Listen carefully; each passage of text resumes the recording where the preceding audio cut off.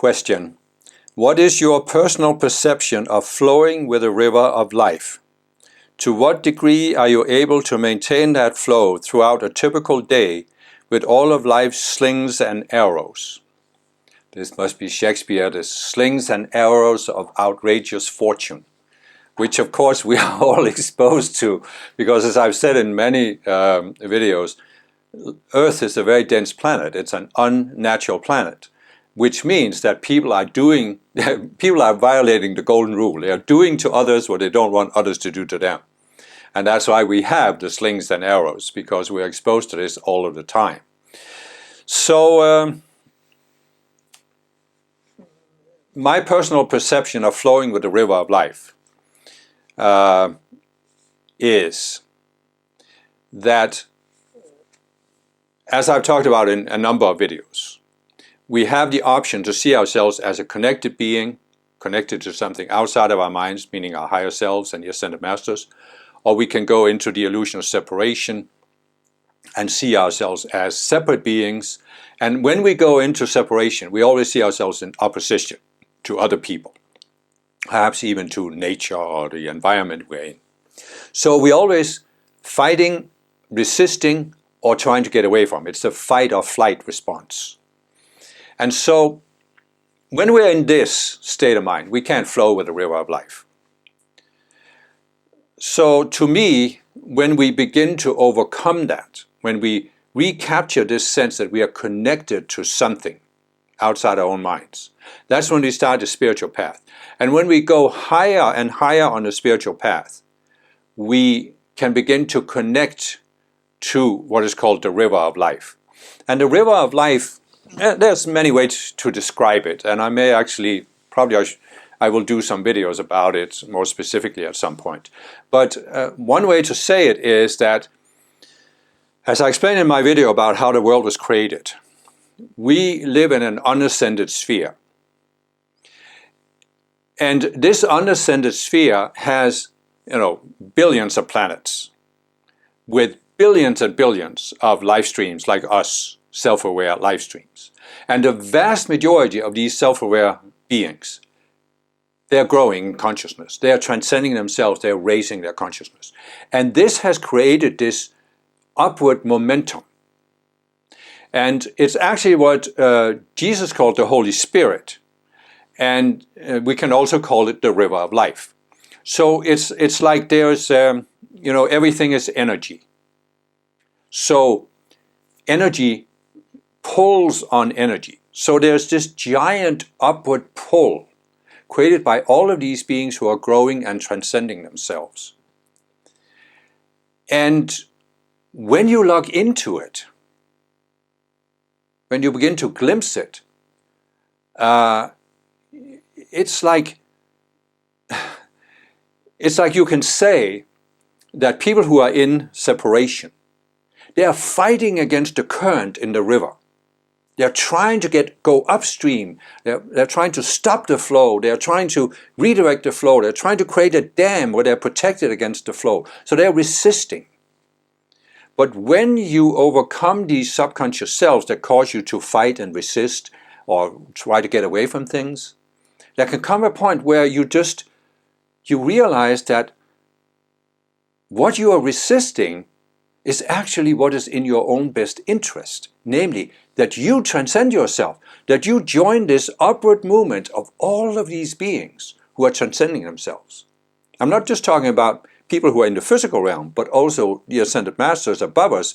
As I explained in my video about how the world was created, there are levels, ascended levels above us, and they are all forming this giant river of life. And I remember it took me a number of years on the spiritual path to log into this, because what happens to us is that, we get so focused on the outer things here on earth, the physical things that are happening. And we can even, as spiritual people, I did this for many years, it was not like, well, let me rephrase this, let me step back. When I look at my spiritual path, I can see, in the beginning, after I'd found the spiritual path, I was still very focused on outer things, and this especially meant other people.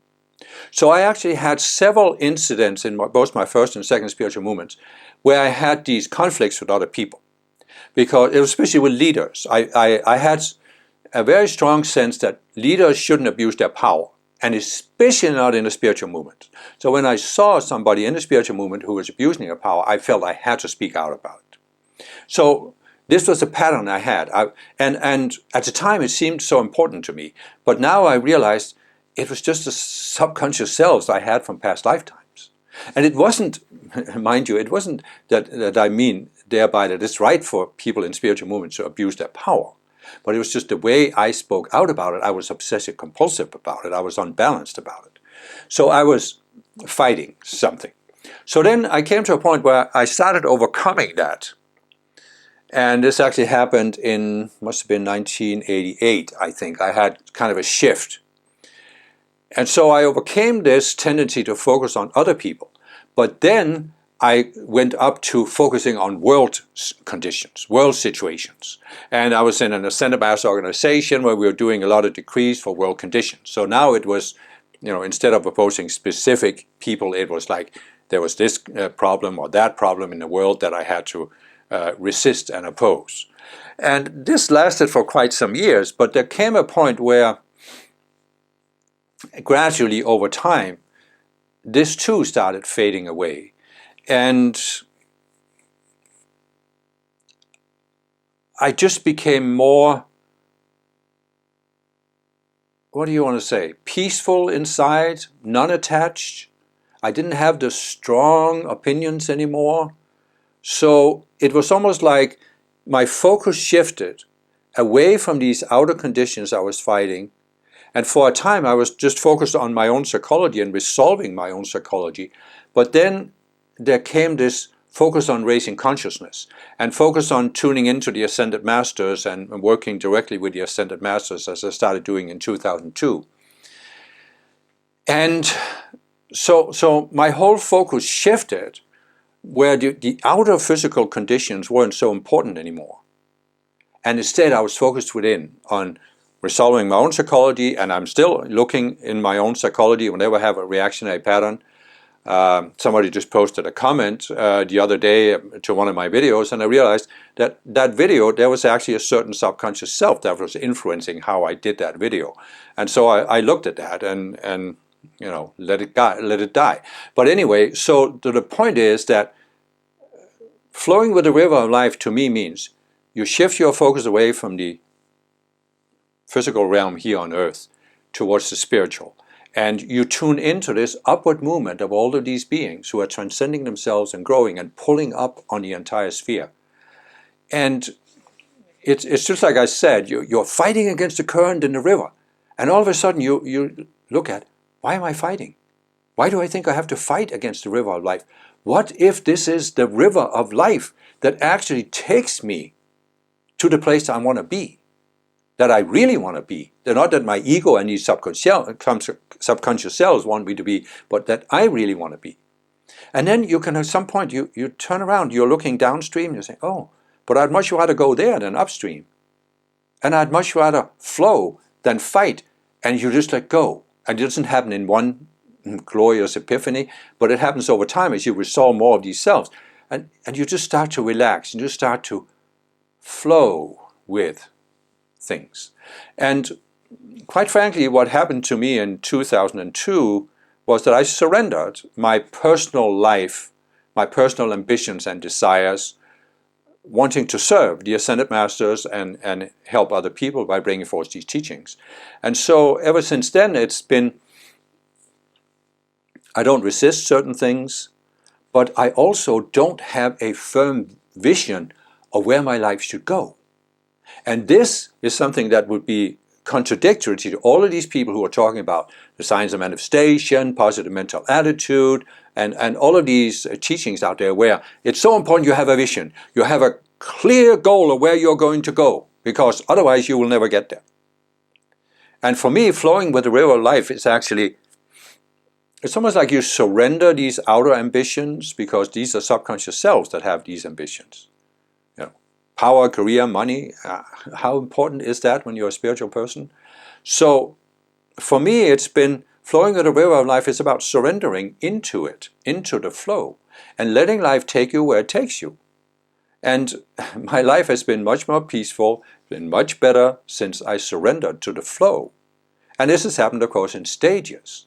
And really, I've surrendered more in the last couple of years than before, but still, gradually I surrendered more and more into that flow. And so I didn't have a firm idea of where I should live, how I should live, what kind of a house I should live in, how much money I should be making. I just have this, I'm focused on serving, bringing forth the teachings, and I just need, the physical conditions that allows me to give that service, a roof over my head and a bed to sleep in, and so forth and so on. And gradually, all these things have just manifested. I mean, I'm not saying they're just manifested out of thin air. I was providing a service by writing books and websites and this and that. But still, for me, the most important thing about flowing with the river of life is surrender. Surrendering to the flow and letting the flow take you. Now, I want to say a little bit about this because I know that the ego can twist and turn everything. And one of the things the ego wants is to never be responsible for anything. It can't do anything wrong. So there are a lot of people on the spiritual path, and I've seen this ever since I started the path. They find a spiritual guru who is this strong, domineering guru who says, this is how you're supposed to do it, and then you will get wherever you're supposed to get. And they just surrender to the guru and do everything they're told. And they don't want to think, they don't want to take responsibility for themselves. But that's not what I'm talking about when you surrender into the river of life. I am clearly an individual.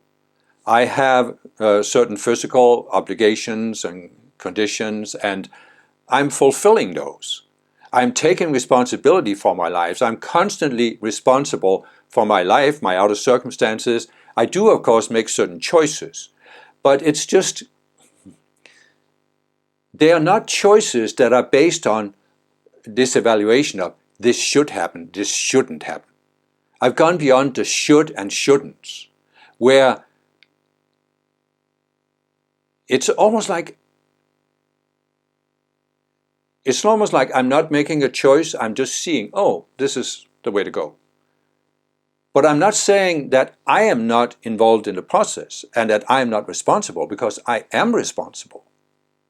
I am clearly responsible for myself and how I treat other people and what I do. So I'm, it's not this blind surrender, oh, I'm just doing what I'm told, and I'm not responsible for anything. I can't do anything wrong because I'm not doing anything. It's different. It is a surrender, but I'm still very much an individual. I'm responsible. I'm responsible for the decisions I make, and of course I can make mistakes, and they are then my mistakes. It's not like somebody else. I'm not looking for excuses anymore. And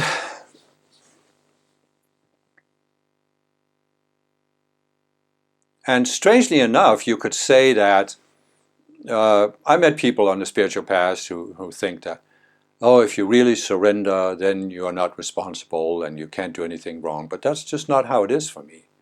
I'm obviously responsible.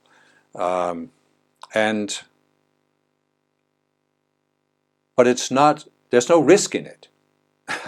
I know this sounds contradictory, but it's like I'm not evaluating what I'm doing based on right and wrong. Was I right or wrong? Because I know I'm a spiritual being. I'm beyond this dualistic right and wrong evaluation. But it still doesn't mean that I don't seek to improve myself all the time, that I'm not looking at myself, my own state of mind, and my actions and the consequences. I'm always seeking to improve and do better. It's just that it's beyond that fighting, the fight and flight response. I don't want to be wrong. I'm not afraid of being wrong. I'm not afraid of experimenting, because In a sense, I think the best image I can come up with right now is that first you're fighting against the current, then you surrender to the current, but you realize that as the current is taking you down river, you are in a little boat, and there's a rudder on the boat.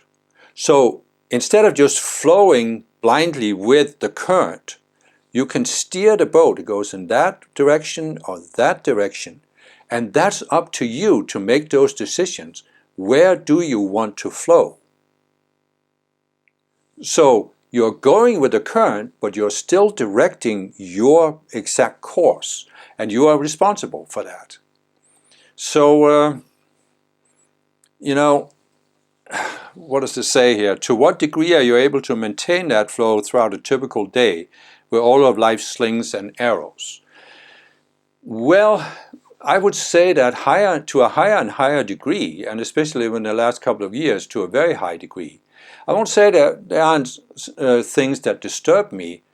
Sometimes well, when Russia invaded Ukraine, I was affected by that because I know so many spiritual people in both Russia and Ukraine, and I could see that it was going to be a disaster for both countries, and I could see it was especially be a disaster for Russia.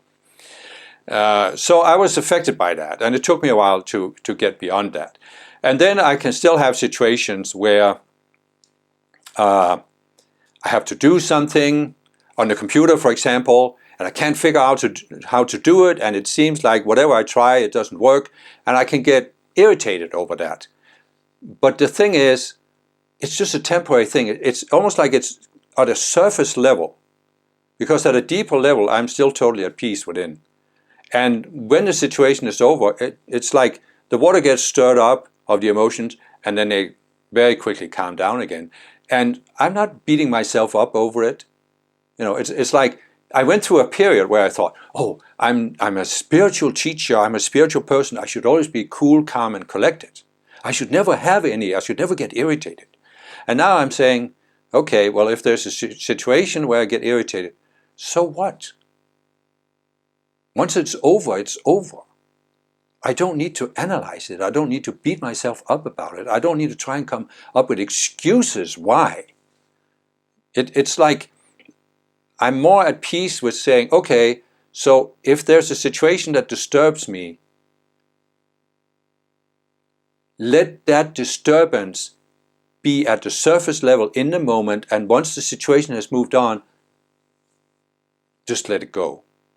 Don't carry it with you.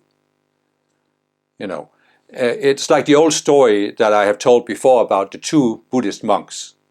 They had taken a vow of silence and taken a vow never to touch a woman. So they're walking one day, they come to a river. And the current is very, very strong. There's this where you have to wade across.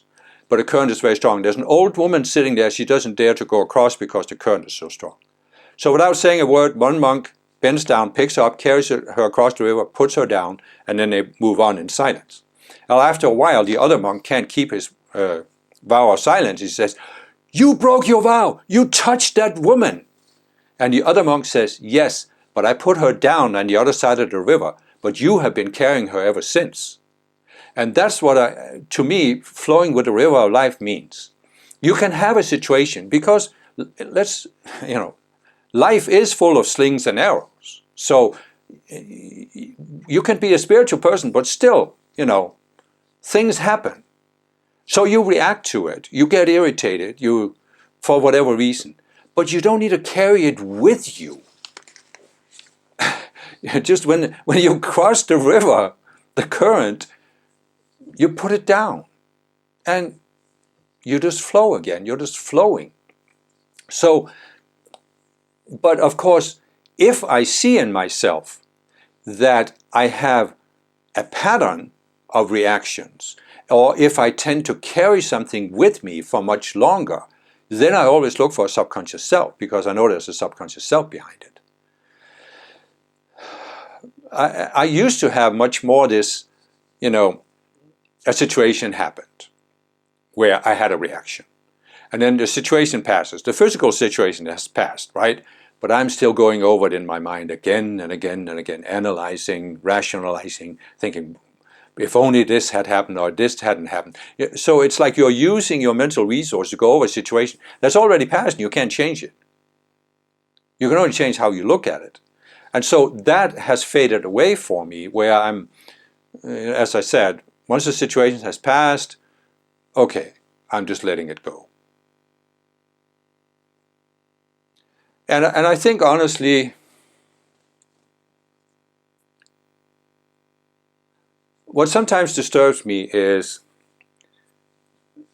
I've always had a one-track mind. I'm not good at multitasking. I'm better if I focus on one thing at a time and do that thing. So what trips me up sometimes is still that I'm focused on something in my mind, and then an outer situation pulls my attention away from it. But I can't quite switch and let go and focus on the outer situation. So I get irritated because my attention is divided. And there's probably some subconscious self there that I need to look at, which I will do and see what comes up. But anyway, I'm just trying to say I've still gotten better at, when I react to a situation and the situation passes, I just let it go. I just, again, I'm flowing with the river of life. And so I hope this is helpful. I think I will probably at some point do some more about the river of life, because it's actually a very profound concept. And I think many spiritual people are ready, if you've been on the spiritual path for a while, you're ready to consider that concept, and it might take your path to a higher level. So at some point I'll talk more about it.